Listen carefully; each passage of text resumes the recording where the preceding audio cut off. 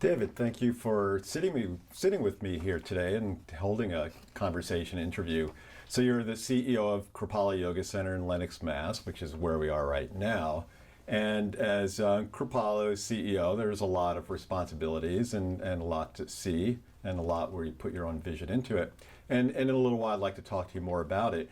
But first, I'm just wondering if you would share with us a little bit about your own life journey and how you've come to be where you are. Well, thank you, and it's an honor to be speaking with you today and sharing some of my story, and of course about Kripalu Center, which is really, my passion and joy and my life work. Mm-hmm. I started as an attorney. My professional career started as an attorney, where I, really kind of learned to see that there are different sides and different opinions, but that it's really also nice to advocate for different opinions as you go and come to some sort of resolution, even in the inquiry of lots of different opinions.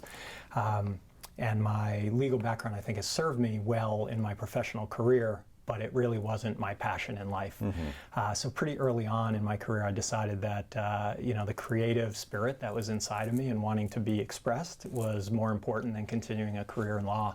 So I actually switched over careers and went to work in television and had a really wonderful 16-year career at NBC and NBC Universal.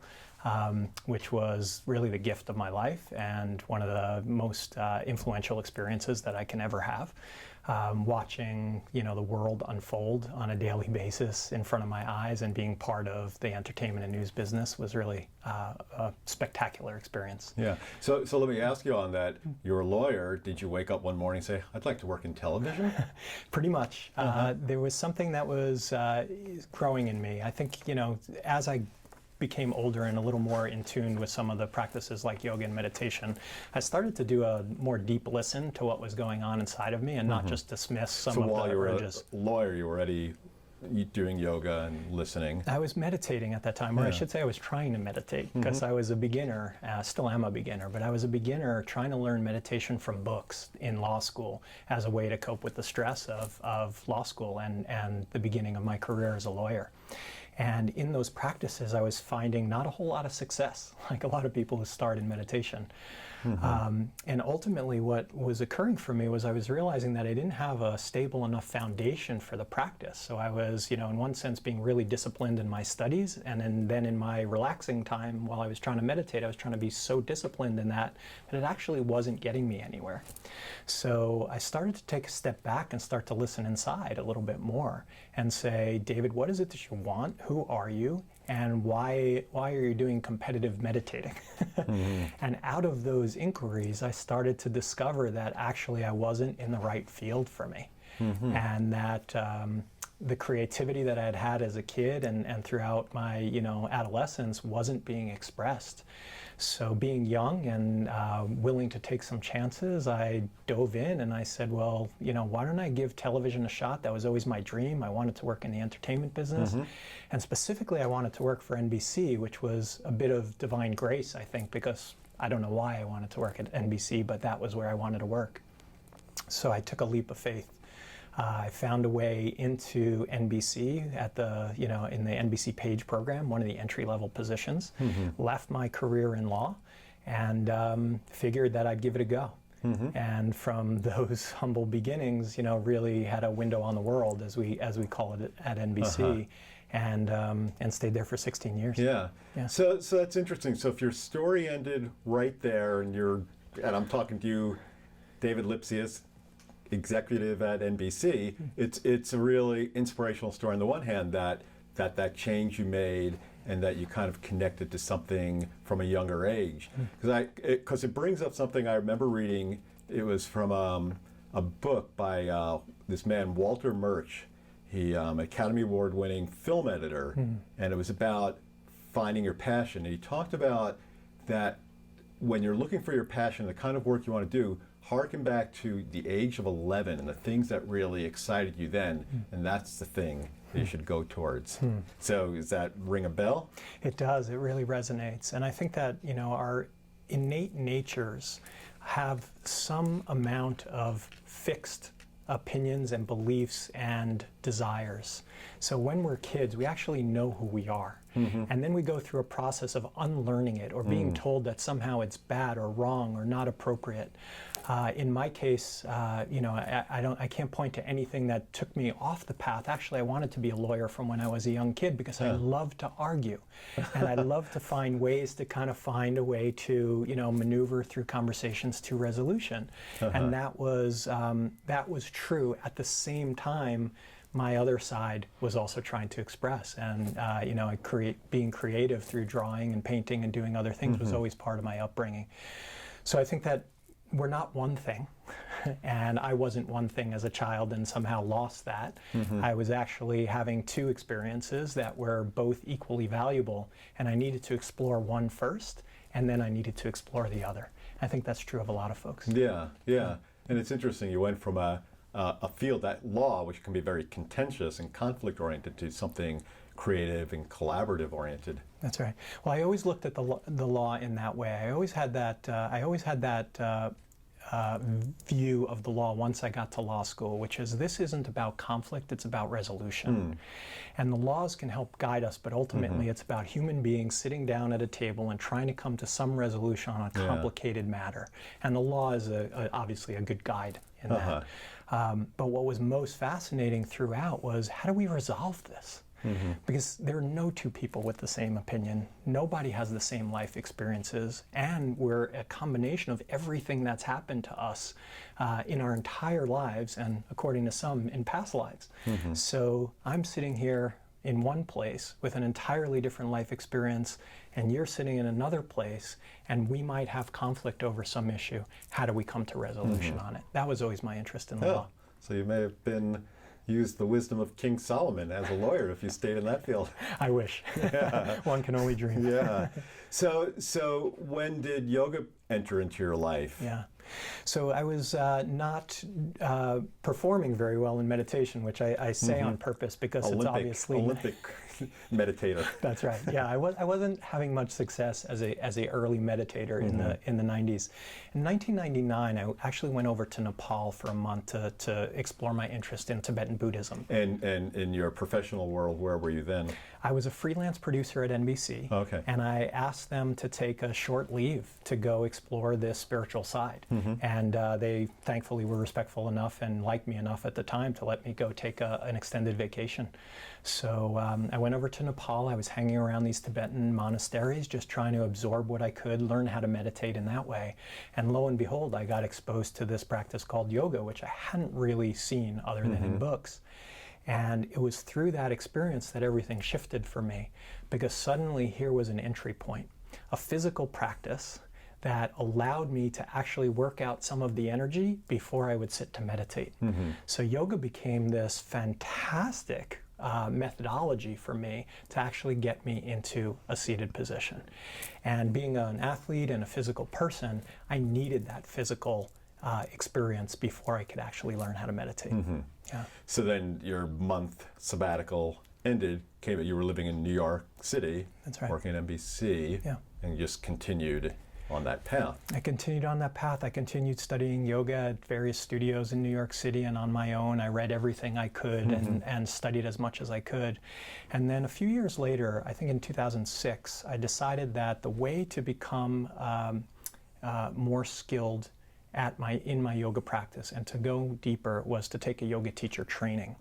So again, I went to my very generous bosses and said, can I take off 4 weeks to go do a yoga teacher training so that I can be a better person and a better worker?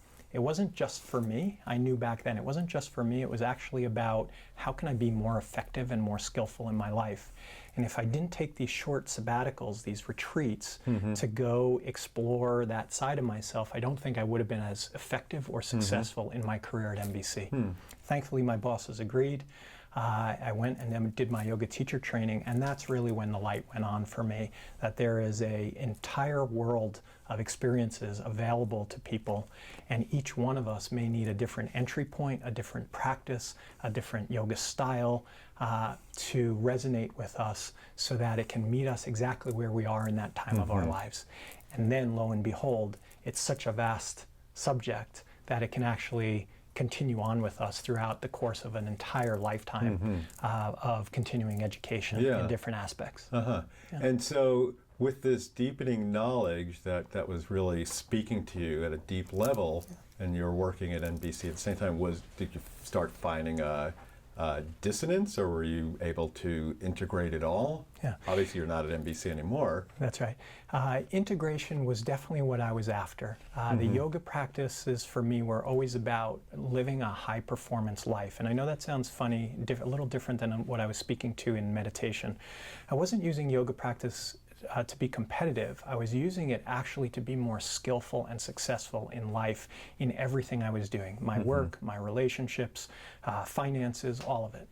And so the time period after I really dove deep into yoga was the time period that I became more and more successful in my life. And so there was an integration that was happening that I didn't fully recognize at the time.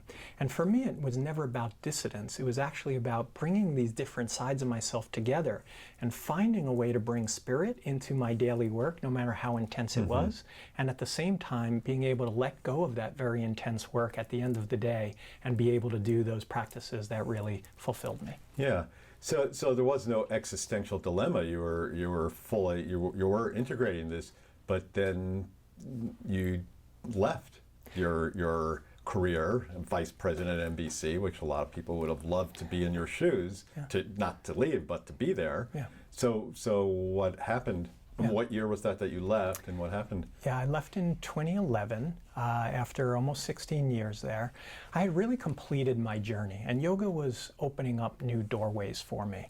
So it wasn't that one thing was wrong or off or not integrated and one thing felt better. It was that my journey at NBC felt complete, and all of the shows that I was working on were #1 and had been for years. We had built successful teams. I had great colleagues and coworkers. But I just felt that that part of my life was coming to an end. And in its place, the universe was opening up these opportunities for me after all of my yoga study. And the universe was saying, well, why don't you go study deeper and maybe teach a little bit? Because you're ready to explore the deeper practices of yoga. And there came a point after about 5 years, it took me about 5 years of ignoring those messages in life, where there were some real concrete opportunities to come teach yoga and to, see whether there was a different pathway for me. And the part that I don't speak about a lot is deeply personal to me, which is somehow I was having the feeling and the belief that my responsibility in life was to now apply the tools that I had learned in service to yoga. And the words serve yoga just kept showing up. Like I'd wake up in the morning and the first thought would be serve yoga. I didn't know what that meant. And I definitely didn't have a plan. But eventually I started listening to those messages and took a leap of faith after 16 years and said, I'm going to go take some time off. I'm going to go explore my spiritual side. I'm going to go study deeply with the best teachers I can find, and I'm going to go teach a little bit. Yeah, so that's fascinating. So just like I said, if your story ended at NBC, leaving law would have been a great inspiration. This adds another chapter, another part, in that there was something calling you, but you weren't sure where it was going to take you. So one of the themes I've seen with people I've interviewed, a common thread for a lot of people is something occurred, either a specific event or a calling or a feeling, and they went through a door that was somewhat unknown. And as Robert Frost said on The Road Less Taken, it made all the difference. So you would say the same. Yeah. For sure. The universe shows us doorways, and in my experience, my life experience, I've ignored a lot of the doorways that the universe was showing me, and I've taken some of them. And I think as I've gotten older and as my yoga practice has deepened and as I've studied with better teachers, I've come to accept that the universe is on my side and your side. And looking for those doorways, noticing them, and then occasionally taking them when appropriate is actually the right thing to do for me, maybe not for another person. So while the decision to leave NBC might have seemed radical or extreme to somebody else who wasn't living my life, for me it was actually fairly obvious, because the signs and symbols that the universe was showing me were so obvious that I would have had to be somewhat dense to not see them. Yeah. And then there is that leap of faith that so many talk about. For me, it was, it wasn't a dramatic event. It was at some point when I'm ready, I'll take this leap. And I knew that I would have an opportunity to teach and study. And that was something exciting to move towards, almost like a light to move towards, as opposed to moving away from something. Yeah, so you left NBC and not thinking you were going to end up CEO of Kripalu, and just thinking, you're going to pursue your passion, your deeper inquiry into the unknown, into the world of the yoga, the soul, and then something happens, a big dramatic event happened. Yeah, I want to say more. Sometimes the more subtle messages don't get through. Oh, yeah. So I needed a bigger message. So I did. I went to teach and study yoga, and that was going really well for me. I had been an athlete most of my life, and my yoga practice was a very physical practice. So I was still very invested in the physical sides of yoga and in my body and the presentation that I can do and the things that I could do as a teacher with my body. And the universe intervened in a very extreme way, and I had a great experience teaching yoga. I came back to New York to pack up all of my belongings and become a wandering yoga teacher for a year or two at least. And I went out for a bicycle ride to say goodbye to my friends. We used in Manhattan or New York? It was actually in Long Island, outside the city. This is something I've done literally millions of times, and wanted to say goodbye to my friends before I moved out west. And during that bike ride, I said goodbye to my friends and was going home, and a car decided to make a turn right into me and hit me very hard and caused some serious damage to my body. So the message to me was stop. And the universe stepped in and basically put me in bed and said, you've got some pretty serious injuries. You're not going to be able to use your body for a good long time. I needed several surgeries to kind of repair the broken bones and tissues. But I got off lucky because I lived. And that moment really shifted my thinking towards what are my attachments? Who am I if I'm not the NBC executive? Who am I if I'm not a physical body yoga teacher? Who am I without a job? And who am I if I'm laying in bed trying to heal and recover and have years of physical therapy and surgeries ahead? Those inquiries are what really changed my life and set me in a totally different direction. That's a pretty intense event that happened, and wouldn't wish it on anyone. Did it lead to doubts, depression, like emotional, a lot of emotional things too? Certainly there was a lot of emotional roller coasters in the beginning, in losing my identity. My frame on this, I don't mean it in a metaphysical way, I mean it in a very practical way. When you find yourself, when I found myself without my previous identities as an athlete, as an NBC exec, or whatever other affirmations I had put on myself, there was a mourning of that identity that had to happen. And that happened in the early months, where I had to move through the mourning of, well, I'm no longer this. But what pretty rapidly came in its place was, well, if you're not that, what are you and who are you? And that light that spark is what changed things for me, and where I think the deeper lessons were. Because the mourning the loss was an ineffective recovery tool. The seeing the opportunity and reclaiming a new identity in a way was the gift.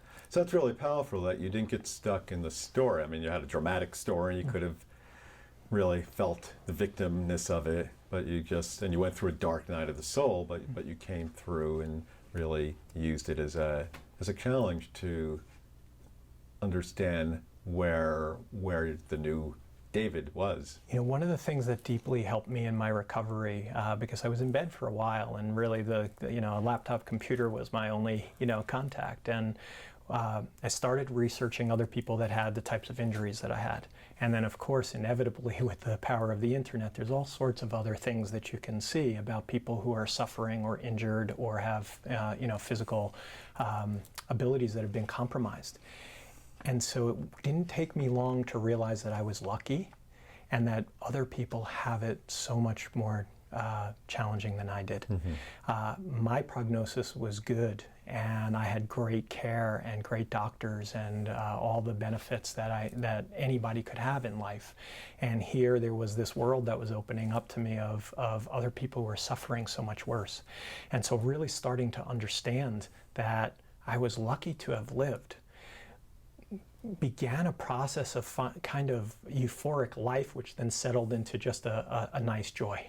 Like, I'm alive. My past identity is somewhat irrelevant. Yeah. I'm alive, and I'm going to be able to, get up and do yoga at some point. I will be able to run again at some point. I will maybe even get on a bicycle at some point. And those things really spurred me on. And once that clicked for me, the entry point to Kripalu happened because I started taking real responsibility for my health. If I was alive, and if my injuries weren't that bad that my whole life had to be compromised, and if I was still David and worthy of living a great life, then I better heal as quickly as possible and get to it. And that's what led me to Kripalu and seeking out and then finding a yoga therapy program, which I knew would help my own personal healing. So you came to Kripalu as a student in a long program, or like a week program? Yeah, that's exactly right. My Western doctors had a whole program laid out for me. I knew when the surgeries were going to happen. I knew what they were going to do, and that whole path was laid out for me over the course of years. So that was clear. But what was also clear internally in the deep listening was that wasn't going to be enough to heal everything. And so I started exploring, in yoga, knowing how powerful it is, some of the modalities in yoga that might support my healing, and especially the recovery from surgeries, which is a traumatic event for anybody. And in my research, I came across something that I had known about but hadn't really considered before, which is the practice and art of yoga therapy, which is based in science, both Eastern and Western, and uses yogic techniques of lots of different varieties to help support the health and healing of people who have acute conditions. And I found Kripalu. I found this yoga therapy program called Integrative Yoga Therapy, offered by Joseph and Lillian LePage here at Kripalu. It was a 28-day program, and I set an intention that said, by the end of August of that year, no matter what's happening in my life, I'm going to be healthy enough to get up to Kripalu and do this program and help myself. I also knew that as a yoga teacher, if I studied yoga therapy, it would help me be a better yoga teacher, because I had never had any physical ailments before that were serious, but most of my yoga students had. And so studying yoga therapy, I felt, would actually help me be a more compassionate and integrated yoga teacher and have a deeper understanding how to serve those students. So I came up to Kripalu, and I lived here for 28 days and did this program on 2 completely shredded shoulders and had a broken collarbone the whole time, and limped and struggled my way through this wonderful experience that changed my life. And you never left. I really didn't. Yeah, figuratively or literally speaking. So then somewhere along the line you became employed by Kripalu and a whole new career. Yeah, so it's actually a funny story and a very Kripalu story, because I'm not alone, and I'll come back to that. But the 2 nights before I was scheduled to leave Kripalu after this program, I was sitting down with some friends down in our lobby, and I was saying, well, I guess I'll go back to television. I'll have those surgeries. I'll use this yoga therapy techniques that I learned this month to help myself heal, and I guess I'll start calling around to ABC and CBS and NBC and go find a job in television. And my friend turned to me and said, you know what? You should actually just drop a resume here at Kripalu. Because if it's meant to be, if you're meant to serve yoga, someone will notice it, and you never know. So I figured no harm in doing that. I actually dropped the resume off to Human Resources on my last day and left and went home to New York and started making those phone calls. And just a couple of weeks later, the CEO at the time of Kripalu called me up and said, hey, I really don't know how I can use you, but your background and experience might be really valuable to what we're trying to build here. So why don't you come up and we'll talk. I said, sure, any reason to come back to Kripalu sounds good to me. So I came up, and long story short, we found a position for me, and I've been here for almost 4 years now. Yeah, so 4 years ago you started that position, and then a couple of years later you rose from that position to where you are now as CEO. That's exactly right. Yeah, so it's a fascinating story of and by itself. So David, what would you say would be some of the themes that influence you and motivate you now? Yeah. So service is definitely at the core. I didn't know this when I left NBC, but I certainly know it now, that folks who have gathered lifetimes of experience in other fields can actually be of service to not-for-profit organizations and organizations that they're passionate about. In my case, I'm passionate about yoga. And I wouldn't have expected that the skills that I had developed in television or as a lawyer might be useful to an organization like this, but it turns out that they are. So for me, coming with a service orientation, saying, what can I offer? What do I bring that might not have been here before? And what is it that has brought me to this place at this time to serve that's bigger than myself? And then extending that out to all of our guests and saying, well, I'm here for a simple purpose, just like everybody else that works at Kripalu. That purpose is to serve you in your personal transformation, because I've already received those gifts and continue to receive those gifts through yoga. So how can I help support you in that? Yeah, that's a beautiful thing. So here we are, as I said at the beginning, and we're doing the interview at Kripalu in Lenox, Mass, in the beautiful Berkshire Mountains of Massachusetts. And Kripalu Yoga Center is a world leader in yoga, training, teaching, workshops, holistic learning, and since its inception, it's been at the forefront of human development, human potential. So what does Kripalu mean to you? Yeah, Kripalu really is the epicenter of yoga education, or one of the epicenters in the world. For me, this is a magical place of retreat, and it's really a lighthouse in the world. So sitting on this hill, we're so blessed to be in this location in our natural environment with the lake and the mountains and everything else that supports a healthy lifestyle. And here we sit with these world-class teachers, both Kripalu teachers and invited presenters, that spread out like a beacon of light, saying, anybody who's looking to live a more skillful life, come here. And you will find a community of people that are also seeking and also striving to be better and to live better, to find ways of interacting with each other that are more supportive of healthy lifestyle and consciousness, and raising the elevation of conversation in the entire world. So those are the things that it is for me. It's a lighthouse. It's a center where people gather, and it's a center that radiates out this compassion out to the world, because there's almost no one who comes here that cannot be touched by the love and compassion that's expressed through these teachings. And then those folks go back out to their communities, and guess what? They share it with their families, their churches, their synagogues and their mosques, their community centers, their hospitals, prisons. And in that way, Kripalu sheds its light through our guests, who are really co-creating an entire experience with us. Yeah, so that's a great phrase, a lighthouse. And it's interesting, so going back into your accident, if you hadn't had the accident, you may never have come here. Maybe somewhere along the line you would have taken a class, but maybe... I think that's true. Yeah, and my story is so common, both from a staff perspective and a guest perspective. You know, I'm attached to my story, but it's just a story, right? I got hit by a car, so that's my story. Folks who come to Kripalu as guests are coming for lots of different reasons. And each of those individuals has a unique part to play in their own healing. And they're brave souls to actually show up on these doors, at this doorstep, and say, I want to live better. I want to live healthier. I want to raise my consciousness. So we have a deep responsibility to those guests to meet them in the place that they are, and not impose on them what we think they should do, but to say, what is it that you need? What teachings would be useful to you today? Is it Deepak Chopra, or is it Krishna Das, or is it a Kripalu yoga teacher training? Is it a healthy living program on diet? Is it positive psychology? But meeting them where they are. And then from the staff perspective, it's really straightforward as well.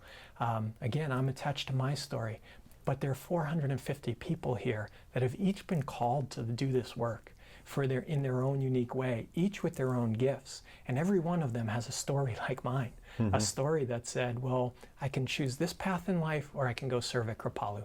And that's what, sort of lifts my spirit and my heart every day when I walk through these hallways. Yeah, so again, going back to that lighthouse phrase, it's a sacred space. It's a place where people can feel the safety of being courageous and bold.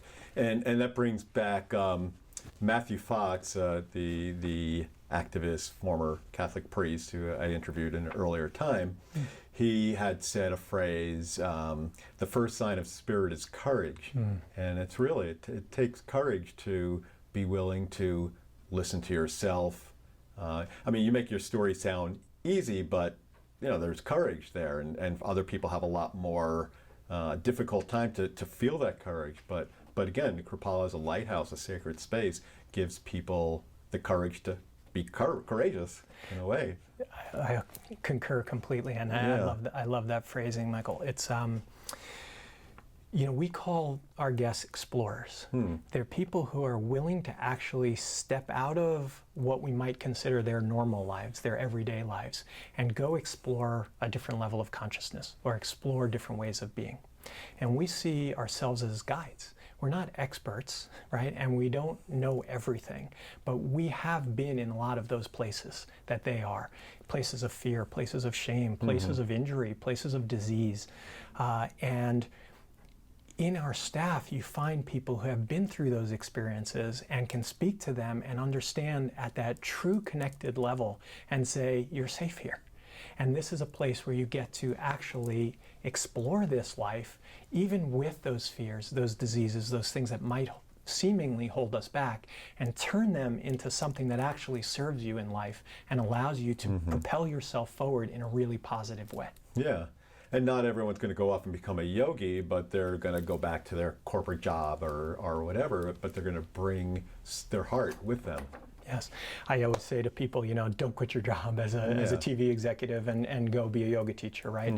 And in our yoga teacher trainings, that's a very serious teaching that happens in the first day.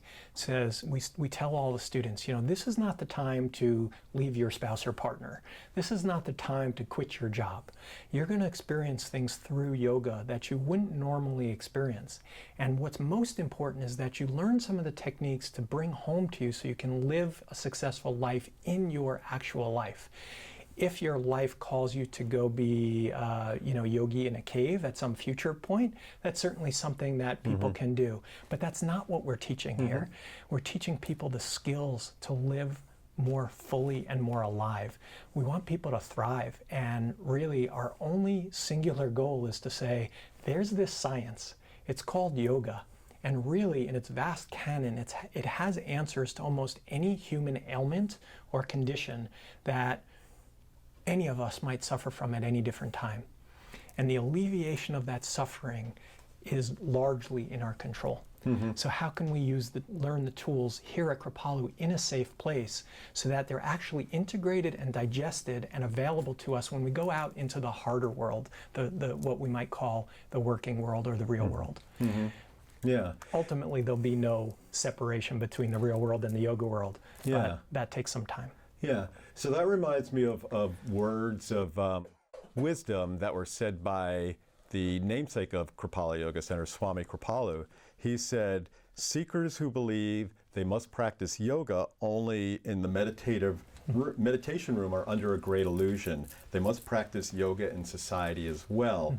So what does that mean to you? Yeah. I mean, that's kind of tied in with yoga off the mat. So anyway, I'll let you say that. That is the essence of our teachings here. So Swami Kripalu was a saint that was born in India in 1913 and spent 4 years in America from 1977 to 1981, shortly before his death. And while he was in America, and certainly in India, he shared a set of teachings with the founders of Kripalu Center and with thousands in India that said that walking the renunciate path is for a very few people, right? There are some of us who might have a calling to renounce the world, give up our all earthly possessions, have a bowl for food and the clothes on our back, and go practice meditation for 15 hours a day. And Swami Kripalu himself spent 10 hours a day in deep yoga practice during his renunciate years.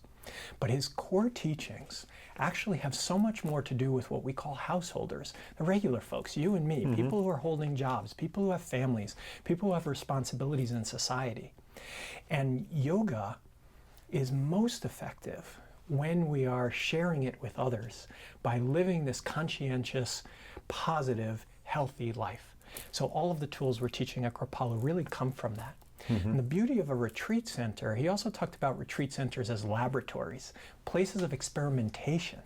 And that's what Kripalu Center is also about, which is come do your experiments here where all of the conditions are safe for you to do it, right? We've got expert teachers and guides, we've got the environment, we've got the food, we've got a community of like-minded people who are all here to support you. And this is a safe place to explore and inquire about yourself. But please, by all means, don't leave it at Kripalu. Take it out into the world, share it with others, and use it for yourself so that you are as content in your life as you are in the times you come on retreat. Yeah, and that's so important. I mean, it's important for people to come and feel that sacred space, but they want to be able to carry that and become strong enough with their own voice and who they are to bring that every day. That's right, and it's a non-dogmatic approach. We don't want people necessarily going out and repeating everything that they learned in their week or weekend or month at Kripalu. What we're actually asking people to do is to integrate it into their lives in a way that makes sense for them. So I might be attracted to, pranayama, deep yogic breathing practices, whereas someone else might be interested in meditation. So we should trust our own natures, trust that we each have different interests, trust that we each have different lights to shine in the world, and find the pieces of yoga that actually work for us and that are applicable in our lives, rather than saying there is only one way. Yeah. It's one of the beautiful parts of Kripalu is we know after 40 years of experimentation in this laboratory, we know there is no one right way. And each individual human being has a particular way that they might want to learn and a particular thing that they might want to study. So what tools can we give them to support them on their path? Right. And people find their truth, what resonates for them, and then we learn to accept each other. That's right. As full human beings. Full human beings. With hearts. I love it. Yeah. Yeah. So Kripalu has an estimated 40,000 people a year come through its doors. And so I was looking on the Kripalu website. It has their mission statement, and it states that the mission is to make a direct, positive impact, and that the true measure of the mission is the impact we have on people's lives at our retreat center in the world. So how do you see Kripalu even though we've talked about this, figure just expound a little more, how do you see Kripalu making an impact? Yeah. So this is all about personal empowerment, which we do generally one person at a time and sometimes community-wide. Empowering people is about giving them the tools they need to live that successful life that we're talking about. So our responsibility is to provide that tool set, and we do that, and then they bring it out into the world.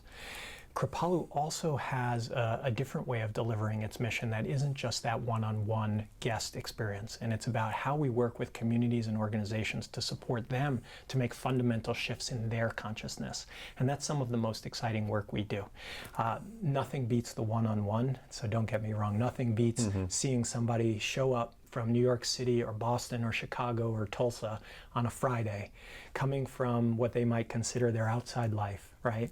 Stressed out, traveling, undernourished, exhausted from television and all the modern distractions that we have in this world. And they show up on a Friday night, and the number one thing they say to us is, wow, it feels like I just came home. And then we talk to those guests on Sunday, and you see the transformation that might happen in the course of just 2 days, let alone a week or a month at Kripalu. And you can really see the shift of consciousness that happens. So nothing beats that one-on-one, I see you on Friday, I see you on Sunday, and I really see the real you on Sunday. And we're very excited about the outreach we do in communities and with organizations, which really takes a multi-leveled approach to saying one person in an organization can't always change everything. But if we're educating folks at different levels of the organization, we might make lasting and sustainable change in that organization to raise the complete level of consciousness for them. Yeah. So Kripalu has a couple of different programs in that regard. One is the Teaching for Diversity program. Yes. And what's that? Teaching for Diversity is an amazing program that helps seed yoga teachers and Ayurvedic consultants to go out into the world and reach underserved or economically disadvantaged populations. So we know that yoga teachers are a undervalued asset in the world. Those of us who practice yoga, we really rely on our yoga teachers to help us develop as human beings. And the value on that often isn't appropriate to their level of skill and experience. And I can speak for personal experience that my yoga teachers, 30, 40, 50 years of experience, there's a value to that that's different than the price of a yoga class in New York City. Yeah. But for starting teachers, it's really difficult to actually begin your career as a yoga teacher or an Ayurvedic consultant. So Kripalu's committed to helping Kripalu trained teachers and Ayurvedic consultants move out into the world, especially when they're focused on those underserved or economically disadvantaged populations. Oh, that's great. Yeah. Yeah. And then another program is Kripalu Yoga in the Schools program. So what exactly is that? So the Kripalu Yoga in Schools program is one of our greatest assets. So about 9 years ago, the Kripalu Institute for Extraordinary Living started to think about how we might serve adolescents. And we developed and designed an evidence-based program that could actually be delivered as an intervention in schools. We started locally here in Berkshire County and have now expanded out. And really this is an initiative to say, if we're able to teach mindfulness, resilience, stress management techniques to young people, they will have these essential tools for the rest of their lives. And for some of us like me who came to it late, it's almost a miracle that we find it in our 30s or 40s and find yoga or meditation. But if we're able to find it at a younger age, these students will become higher functioning as adults with the skills they need to actually perform well in society and hopefully give back to society in a bigger way. Yeah, that's so important. So you find the schools receptive. Yeah. Absolutely. We have an amazing story here in Berkshire County where we started with just the students, but then after several years of just teaching yoga and mindfulness techniques to the students, we realized that what we really needed was the administration involved. So we've now trained the athletic director as a Kripalu trained yoga teacher and the administration in the Kripalu approach to healthy living, giving them the same tools that the students were given. And we found that in the local school districts, we're actually seeing a fundamental shift of consciousness because all levels of the administration are committed to this exercise and the students and the teachers are having different types of interactions in their daily experience because they all have the same tool set. Yeah, well, that's great. And it's really great about the athletic director because for a lot of young people with school athletics, they're just not being taught good body mechanics and movement and really hurting themselves. Certainly, and with budgets being cut across the country in physical education and the arts and other global issues that we're facing, simple self-regulation techniques that can be applied, both for physical health and mental health and emotional health for students is, key to success in the future. And they're not getting those outlets in other ways. And the most interesting thing, I think, is just that it's an evidence-based program. So this is all based on Western science as opposed to Eastern science from which it comes. So the school districts are far more receptive because Kripalu has actually invested in the research to validate the effort and intervention that we're doing. Yeah. And then there's also the Kripalu, you mentioned that, the Kripalu Institute for Extraordinary Living, which I like that name. So what exactly is that? Yeah, so for over 10 years now, the Kripalu Institute for Extraordinary Living has been at the forefront of yoga research. And that yoga research is really the seed that helped Kripalu understand that Western science merged with the yogic sciences is actually the future of yoga. Now what we do is we apply that research to help organizations shift their consciousness. It's not just in the schools. We're currently working with some organizations that deal with troubled youth, for instance, and we're bringing their administration and their frontline providers into these techniques, evidence-based techniques that can be accepted by organizations that aren't woo-woo, as we call it, and aren't steeped in some of the non-evidence practices of yoga, evidence-based practices of yoga. And because of that accessibility and the science backing, we are being accepted into these organizations, and those organizations are reporting entirely new daily experiences in their interactions. We're very committed to youth, of course. So the yoga in schools is sort of the populations that are less at risk, and then we're working with some organizations with more at-risk youth to make sure that we're meeting the whole spectrum of experience for young people. Mm-hmm. Yeah. That's great. And just meditation in the corporate workplace is something that's getting integrated, which is extraordinary living to help people like that. Someone I know who works at the World Bank said not too long ago, the president of the World Bank brought in Thich Nhat Hanh to lead a mindfulness program there. Yeah, the shift of consciousness is happening, and the world is hungry for these techniques. There's no question about that. And the CEOs that are at the forefront of leadership are actually understanding that these techniques are going to help with everything from productivity to happiness. So it's a no-brainer in a sense. And in the East, this has been obvious for many generations, and if not thousands of years. But we here in the West, we have our resistances, and we have to move through that. But the consciousness is definitely shifting.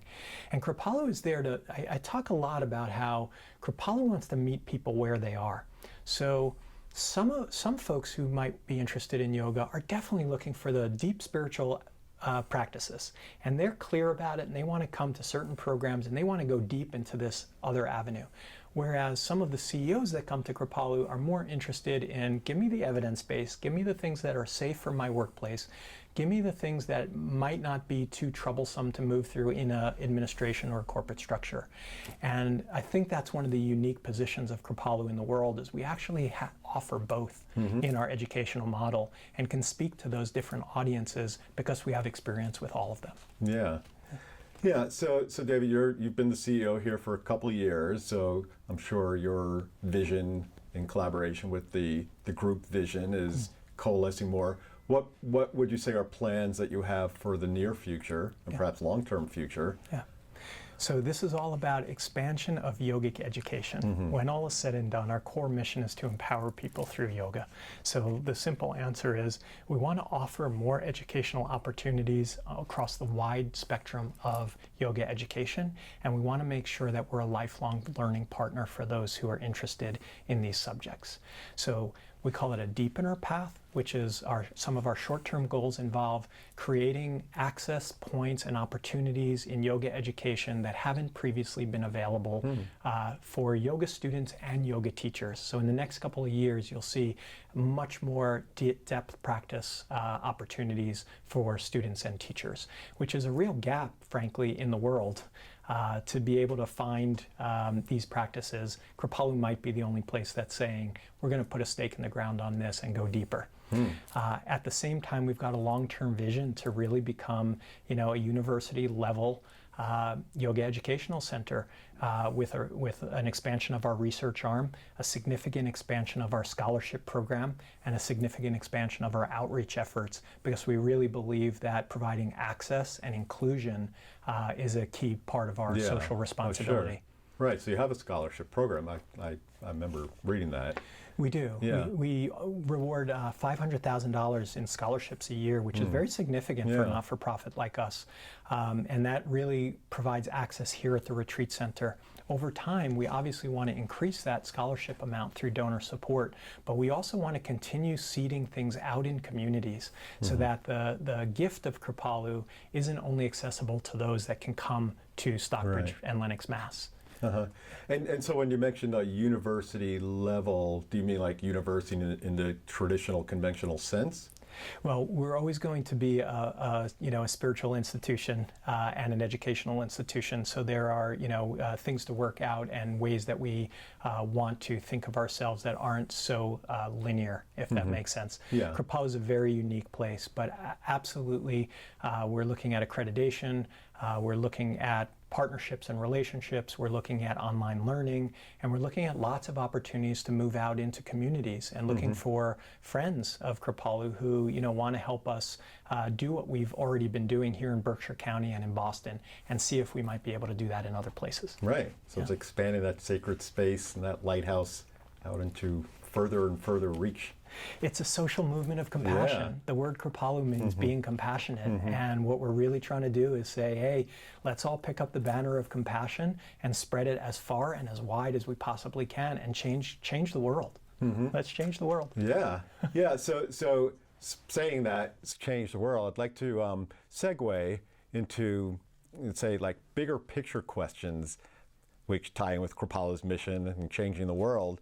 And so the first thing I'd like to ask you is, based on your own background as being in media for many years, as an executive at NBC, and so media has so much power in the world, but it's not always wielded in a very positive way. Sound bites rule, and some of them aren't always the nicest things.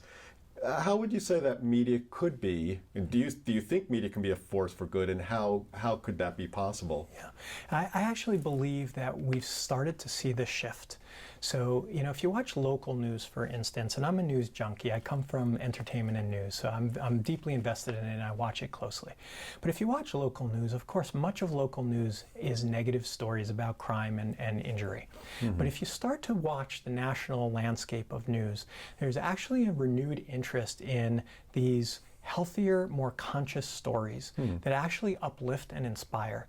And I do know, from friends in the industry, that there's a conscious shift and a conscious conversation that's happening even at the big networks that says, how might we uplift people in the morning, for instance, or how might we leave them at the end of the evening in a positive frame of mind and actually help society? So they have a deep responsibility that they need to take more seriously, but I also think we're starting to see that shift, and I want to applaud and commend them for making that shift. I think conversations like this and others with the real teachers and the real leaders in this field are the stories that we'll continue to see more of in the future. Yeah, and it's really one of the ways to change the world is changing the story, and so that's probably where media can really play the great role of changing the story by uplifting. So that brought a thought. Perhaps one day you'll reach out to your former colleagues and cohorts in NBC and have a Kripalu retreat for the media people here. Absolutely, we want to share this with everybody, and there are pockets. I can tell you at NBC, and I know of others. There are pockets of this consciousness that are being raised at in the newsrooms and on air throughout this industry, and I'm very buoyed by that. Yeah. And I love even I think it was last night, Lester Holt, just as an example. Lester Holt, who's the gentleman of all gentlemen, and a real journalist and somebody that I deeply admire. And knew firsthand. Yeah. And last night at the end of his broadcast, he did a piece on the children, coming out of Syria into Hungary, and his point was as a father, as opposed to necessarily coming at it from a hard news angle. And he said, when you look into the eyes of these children, you recognize how human we all are, and that we're all fighting these hard battles. And I think that it's courageous folks like Lester and others who are stepping out of the more traditional roles and speaking as human beings and showing that other side of the story that will break through. And I think that the viewers are responding. I'm a ratings person as well, and you can see Lester is connecting. His ratings are high because of that humanness. Yeah. And that's what we're all after here. Yeah, that's very enlightened of him. And I think you're right. People are hungry for meaning, and this transformative meaning is really, people want it more than ever before. Places of sacred space and lighthouse, and just meaning in their everyday life. This is the search that has been going on for human beings in time, time eternal, which is, who am I? What am I here for? What's my purpose? And what is the meaning of this? And those of us who are interested in finding answers, right, are in the inquiry. We may not know the answers, but we certainly want to give everyone across the planet the tools and the opportunity to explore those questions, which are a real luxury, frankly. Some folks, right, are struggling to survive, and so it's a luxury to talk about consciousness, and we recognize that. Kripalu wants to figure out, how can we help those people too? How might we be able to reach everybody across the planet and figure out what this global movement of compassion really looks like when it's put in action? Bhagavad Gita talks about the yoga of action amongst many other things. And really, Kripalu wouldn't nearly be as meaningful as it is unless people did something with what they learn here. Yeah. It's very nice to come on retreat, and retreat is definitely an important part of spiritual practice. But what we're really after is take this retreat experience home, go share it, teach someone something that you learned while you were here, and then we will feel very confident that we were able to achieve our mission. Yeah. And what would you say is the relationship between a singular leap in consciousness and transformation at a global meta scale? You know, it's a very deep question, and I would beg humility and say I certainly don't know the answer to what a world transformed looks like, but our vision is clear. We're looking for a more connected and compassionate world. That's it. We really want to find a way to allow people to have the one-on-one human interactions, recognize the humanity in each other's eyes, recognize the suffering that exists for all of us, and find ways to help each other. Ultimately, it's that which leads us to the larger universal consciousness that we're all one, and it's all one thing that is playing a part here. Swami Kripalu had an amazing teaching which is overlooked by a lot of his students, which I think is one of the most brilliant things he ever taught. He taught a lot about love, right? And so in speaking about love, it can become a little vague. What do you mean? Spread love, be love. What does that actually mean? But his real teaching was, start with your family. Learn how to practice true, unadulterated, pure love with those closest to you, your family, your coworkers, those who are around you on a daily basis. Because if you can do that, you will change the world. Yeah, well, that's beautifully said and put. So many people who are transforming individually or working towards larger transformation, what their dream is a peaceful world, a sustainable world, a more holistic world, a more yogic world. What would you think are some of the impediments to achieving that vision? I'm an optimist, so I actually think that they're all internal, and for each person they're different, so let's admit that each one of us is struggling with our own issues, and the impediment for me might be different than the impediment for you.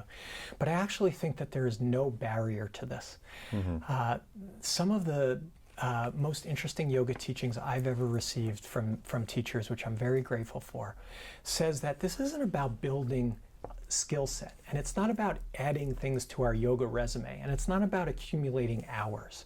What yoga is really about is remembering and deconstructing all these things that we've layered on top of something that we already know.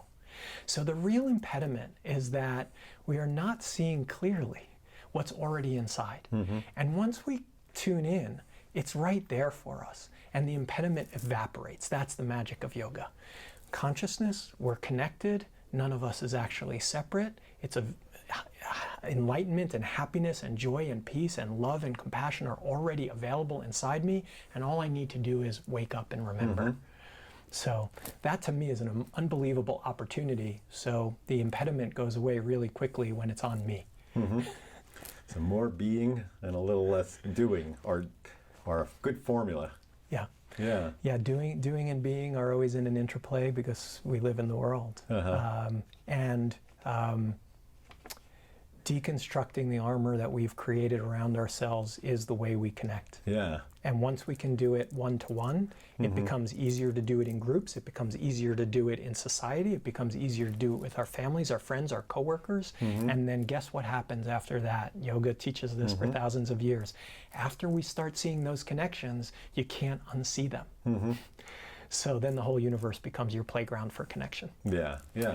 So perhaps we should all live by the mantra of that great Swami Frank Sinatra, who said, "Doobie doobie doobie doobie." It's all there. Yeah. So David, this is great. If people, thank you for your time. If people want to experience Kripalu, know more about Kripalu, what's the best way? Yeah. Our website is kripalu.org, and all of our information is there. Certainly you can look us up on the web or give a phone call, and we've got great people that will guide you through all of the questions that someone might have in coming to Kripalu. I also will use the opportunity to recognize that coming to a retreat center, especially a yoga-based retreat center, can be scary for some people. And I just want to let everybody know, that is part of it sometimes, is letting go of that fear and stepping into that unknown and saying, actually, everyone at Kripalu is here to help you. So acknowledging that, some folks have that fear inside. What would it mean to go study at a place that teaches yoga?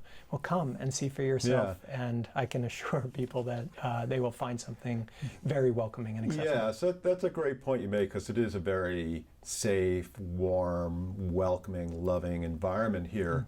And just like I said earlier, it's all about the first sign of spirit being courage, and then that can be scary to actually feel your courage power within. But to know you can do it in a safe, supportive environment is so important. Thank you. Yeah. Thank you for sharing that. So thank you very much, David, for taking the time, and you're a beautiful soul, and it's a beautiful place, Kripalu. It's a pleasure. Thank you so much. Thank you. Thank you.